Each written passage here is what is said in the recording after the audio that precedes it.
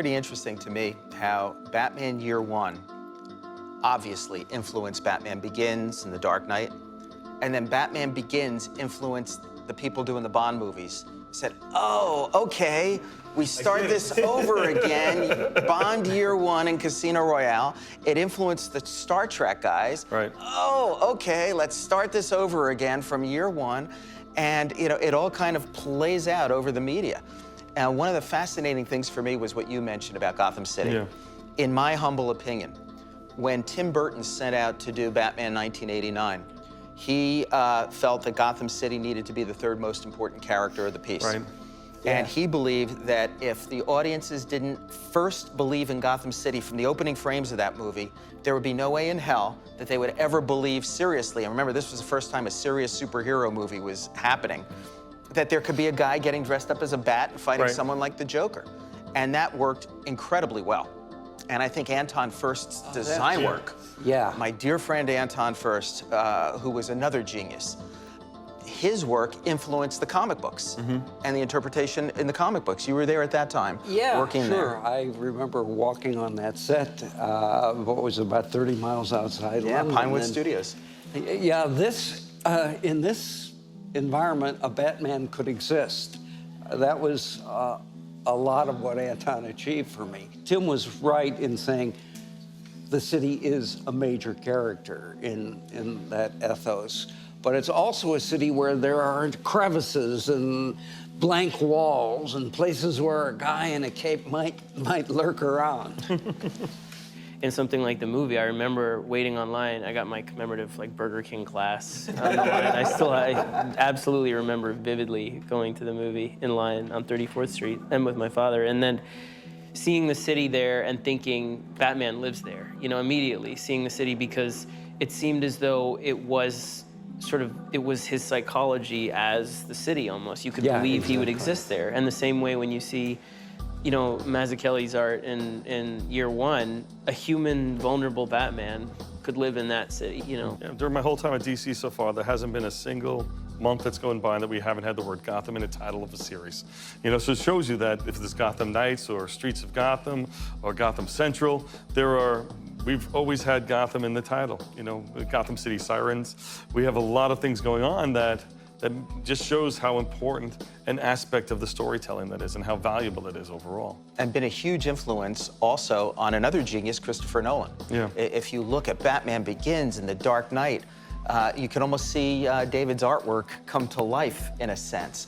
And what was always interesting to me, my perspective on it was quite the opposite from Tim Burton's vision, yet just as effective, if not more so, because it seemed to me that Chris Nolan was coming at it to create a real city, something we could all really believe could exist.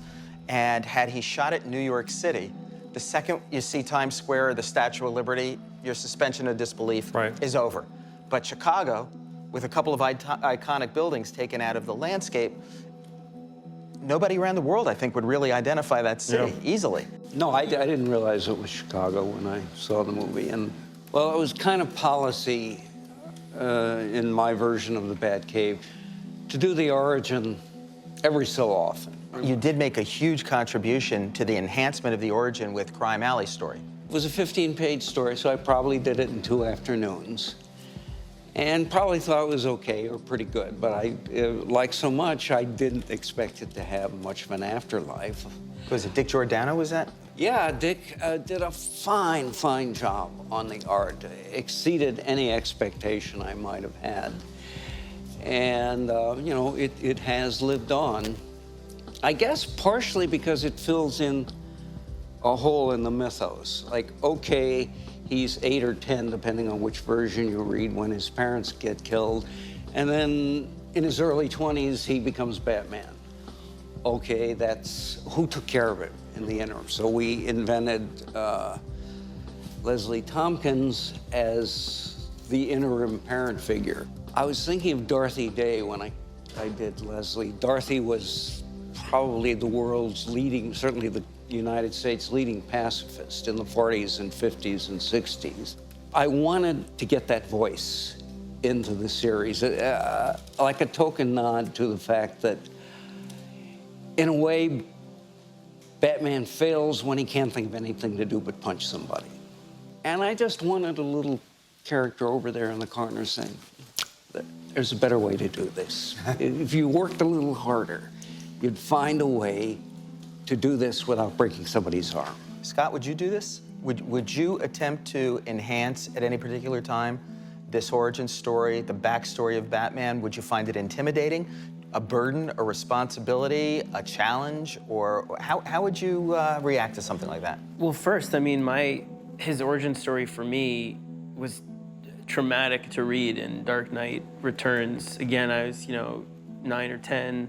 And the way that it's even cut on the page, I remember distinctly the 12 or 14 panels, like how dense, it's frame by frame, the bullet coming up out of the gun, the shell casing, the pearls, all of that stuff that's so iconic. It's so from Bruce's point of view at that time as a kid, and reading it as a kid where you see his father's hand on his chest holding him and then the hand slip, that sense of him being left alone by his parents is so visceral in that book. I feel like for me in the stories I like, at least to try and tell in Batman, it's very present, so that some of the cases that Batman is working on are not just about kids being left alone, but are about a sense of powerlessness, a sense of vulnerability, so that you feel as though, as Batman, you're reliving that terrible moment when all you want to do is be able to stop the person who's about to take away the thing you care about the most. It's very present, but I would be intimidated at this point to try and ever show it at all. I got one question for everybody. Where did the pearls get first introduced then? Who introduced the pearls? Because that's because that's pulled in the movies now. It's become such an iconic beat as well. Yeah. You know what I mean? Yeah, and yeah. Where were they? The lone streetlight. Miller, I think. Like, it must be. Yeah, I think probably. Because we talk about. If I had to guess, I'd say year one. Yeah. I don't remember seeing it before that. Yeah, it certainly wasn't highlighted.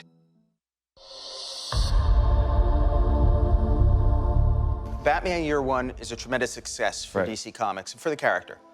And more than any other company, DC has now implemented Year One projects for a number of characters, number of books. It's almost become a template. What goes into the decision making, and what do you look for? What's the goal when you talk to an editor, a writer, an artist about beginning a character in a Year One story arc? This is a tough one.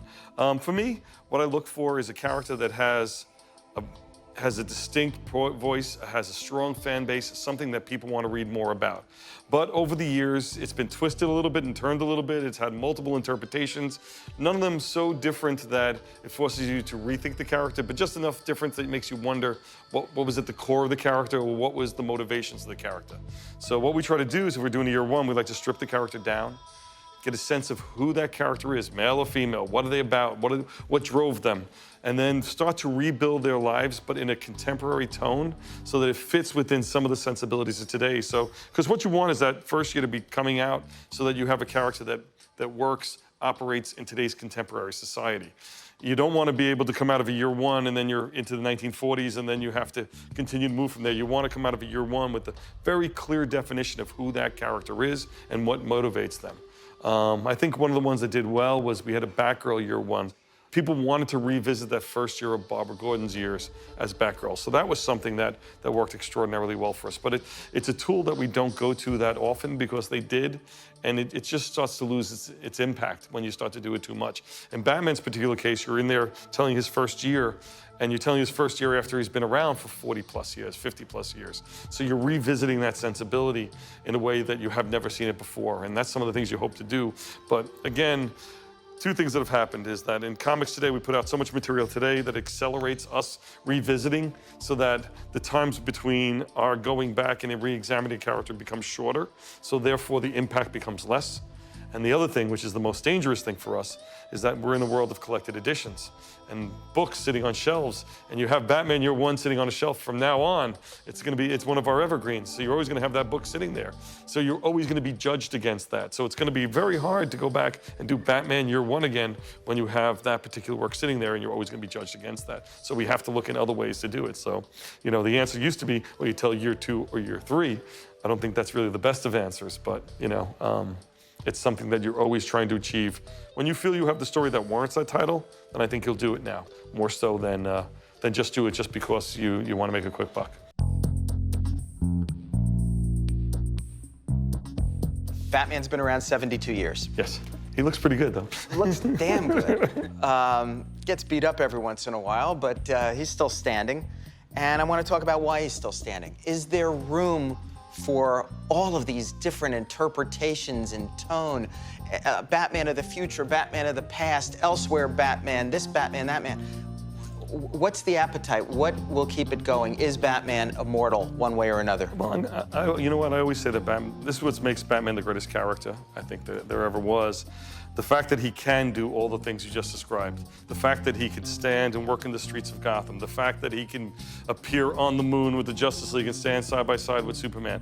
The fact of the matter that he can go back in time and rediscover himself. The fact that he can be told his stories with a 100-year-old man. The fact that we do everything with that character. It's the fact that there's something at the core that just makes him so adaptable and so relatable that he can work in any format. We talk about the movies. We look at, you know, the Batman, the TV show, to the animation, to the various animation, to Tim Burton's Batman, to Christopher Nolan's Batman. All of them are inherently different from each other, but all of them are true to Batman. And I think that's what makes the character so great.